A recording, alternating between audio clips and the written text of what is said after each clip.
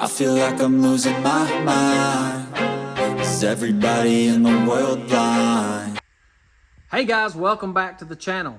We've got two things we're going to cover today. It's not going to be a real long video, but the first thing I want to cover is all you guys that have subscribed. Thank you. As of today, December 11th, 2022, I'm at 108 subscribers, so I've reached that 100 subscriber milestone. Thank you guys. The second thing we're going to talk about is a status update on the truck, what parts that have come in, and what we're getting ready to do with the S10. Those of you that hadn't subscribed yet, if you see these parts on the table and would like to see further videos of all of these parts and the installation and how everything goes together, hit that subscribe button right now. Don't forget, and you'll be updated on future videos. With all that being said, let's go over here to the table. I'm going to show you what parts I have, and we'll end this video out. So getting over here to the table, you can see that I have an aluminum battery box. I found this actually on Facebook Marketplace at a really good price.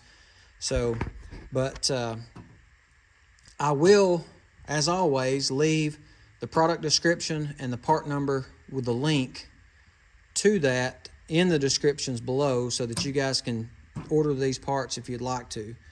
Moving down the line here, you can see that I have these stainless headers. These are 304 stainless headers. These are actually the Flowtech headers that come from Jegs.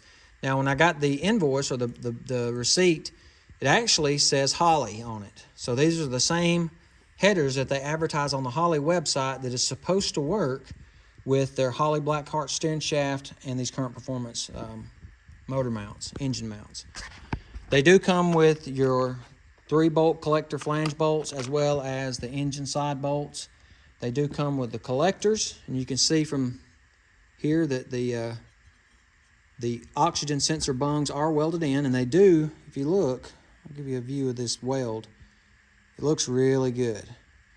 It doesn't look like some of the cheaper headers that I've seen, but I don't have any of those $100 eBay headers. I don't know how well they are, but these really look welded up. They look good quality to me. So they come with gaskets, collector gaskets, and the engine side gaskets. Probably won't use these, but they come with them.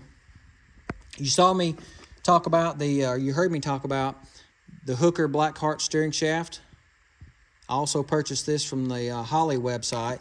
It's supposed to work, from all the reviews I've read, it's supposed to work with these current performance engine mounts, as well as these particular headers. So again, I'd love to hear your comments below. If you've run this combination before, did you have to smash in this header like most people do? I'm hoping that's what I can get away from. I'm hoping that this steering shaft along with these headers will work in conjunction with these current performance engine mounts. Now, the engine mounts did come with the bolts, the engine side bolts as well as the motor mount bolts. I do have air conditioning on my truck, so I purchased the Hooker evaporator housing with the notch in it so I can make more clearance for my heads on the passenger side. I did get that from the Holley website. This right here is what I searched for a long time. I've had this for a while. When I first decided to swap the S10 to an LS engine, I wanted this oil pan, and this is a replica of the Holley 302-1 pan. I was going to use the GM muscle car pan. It was relatively cheaper, but this is the one I wanted because the GM muscle car pan sticks up about another inch or two, which causes it to hang below the cross member. So in searching, I found this one. This one is from Karl Customs on eBay, and it is the exact dimensions of the Holley 302-1. You got your pickup tube, all your bolts, drain plug bolts, your O-rings for the pickup tube, as well as your fitting for the oil filter. So it's all there. The baffle is on the inside, just like the Holley. And so far, to me, it looks like good quality. It's about half the price of a Holley 302-1. So we'll give this a try, and I'll do a review video on it if it turns out to be a piece of junk. I found these 706 heads at a really good price, as my engine has the 862 heads. These right here, from what reviews I've read, they're cast with better casting procedures than the 862s, which makes them a little stronger.